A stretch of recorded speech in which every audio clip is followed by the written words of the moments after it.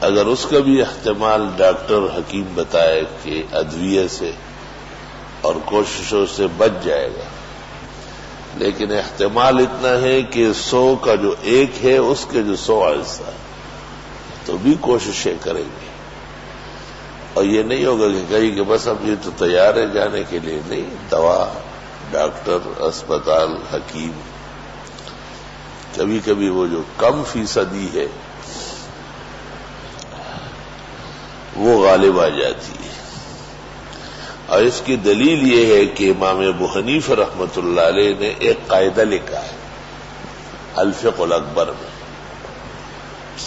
حضرت صاحب نے کہا ہے کہ اگر ایک شخص کو کافر کہنے کے لیے 99 دلائل ہیں، وجوہات موجود ہے کہ یہ بات غلط کہی، اس میں بھی بے احتیاطی کی، اس میں 99 وجوہات ایسی پائی جاتی ہے کہ اگر ان کا لحاظ کیا جائے تو یہ شخص کافر ہے، لیکن ایک وجہ ہے اور ایک سبب ایسا پایا جاتا ہے جس سے وہ مسلمان ہے، تو امام صاحب نے کہا ہے، امت کا امام ہے، خیر خواہ ہے، کہ اس 1% پہ کام کرے، بچا لو کفر سے، مت جانے دو اس کو۔ سبحان اللہ۔ ہر ایک تھوڑا امام بنتا ہے، ماں کے پیٹ سے بہت گرتے ہیں، امام کئی صدیوں میں آتے ہیں، ہزاروں سالوں میں آتے ہیں۔ اس سے یہ پتہ چلتا ہے کہ 2 چیزیں دنیا میں قیمتی ہیں، زندگی اور پھر ایمان، اس کا کوئی مساوی تیسرا عمل نہیں۔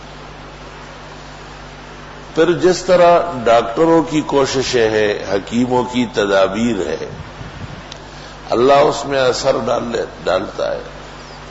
حدیث شریف میں تم دوائیاں کھایا کرو، کوششیں کیا کرو، اللہ تعالیٰ کے ہاں ایک کائنات ہے، اس میں شفا ڈلی ہوئی ہے۔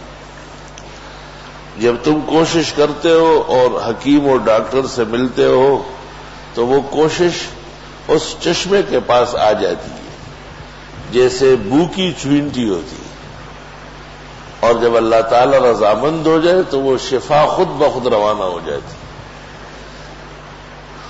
وہ جو کوشش ہے متشکل ہو کر کے اس شفا میں ڈوب جاتی ہے، تو یہاں مریض کو آرام آ جاتا ہے، آنکھیں کھول لیتا ہے، سارا جہان حیران ہو جاتا ہے، اور زندگی تو اللہ کے ہاتھ میں ہے۔ یہ ایک باب ہو گیا کہ علاج، معالجہ، کوشش و تدابیر ضروری ہے انسان کے بچانے کے لیے۔ دوسری بات یہ ہے کہ یہ ظاہر ہے، جیسے ہمارا جسم ہے، آنکھیں دیکھ رہی ہے، کان سن رہے ہیں، دماغ سوچ رہے ہیں، دل قوت فیصلہ رکھتا ہے، اعضاء ہل رہے ہیں، حقیقت کچھ اور ہے، اور وہ ان میں ایک امر اللہ ہے، اس کو روح کہتے ہیں۔ جب تک وہ موجود ہے تو یہ اعضاء کارگر ہے، جہاں وہ خاموش ہو گئی اور اس نے راستہ اختیار کیا جانے کا، یہ اعضاء اپنی اپنی جگہ گر جائیں گے، خواہ وہ ولی ہو یا نبی ہو، فقیر ہو یا امیر ہو، جن ہو یا انس ہو، بادشاہ ہو یا عام آدمی ہو۔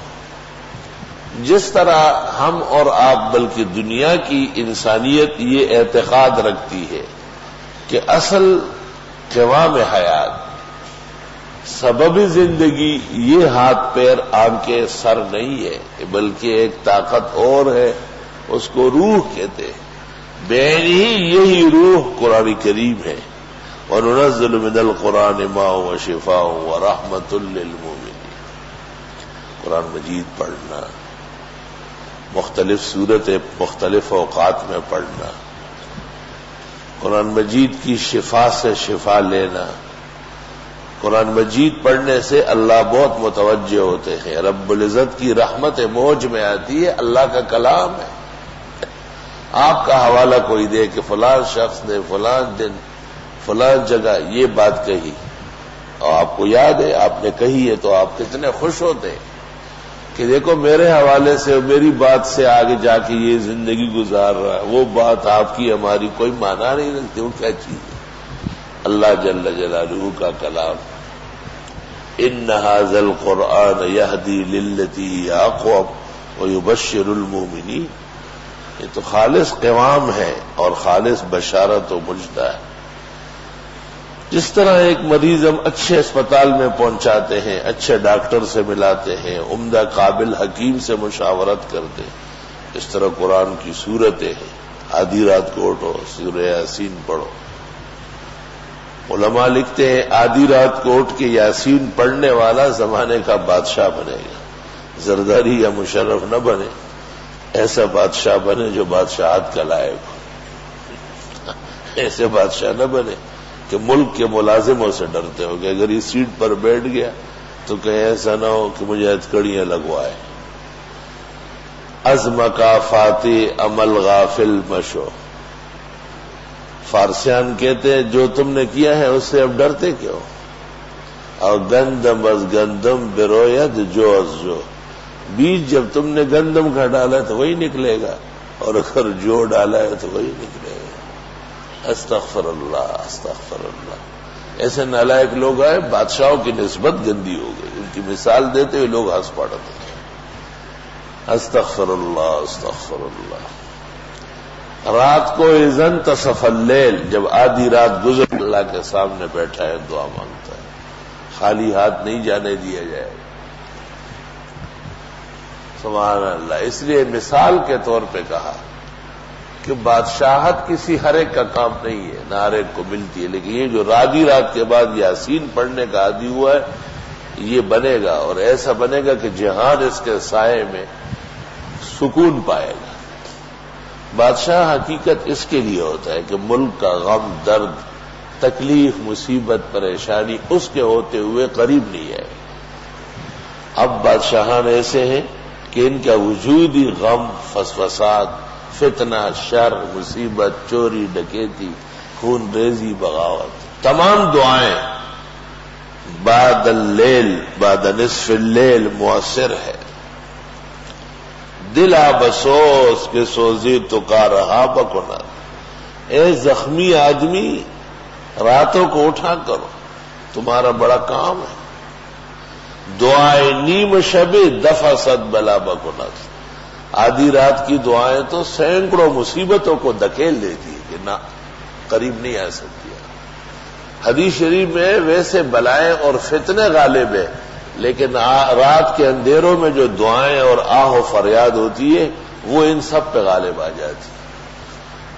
اب پیرانی پیر شیخ عبد القادر نے مثال دی کہ اس کی مثال ایسی ہے جس طرح ایک انسان ایک درندے سے لڑ رہا ہے، کبھی ہاتھوں سے دھکیلتا ہے تو وہ ہاتھ کاٹ دیتا ہے، زخمی ہے، کبھی پیر لگاتا ہے اس کو تو پیر کاٹ رہا ہے وہ۔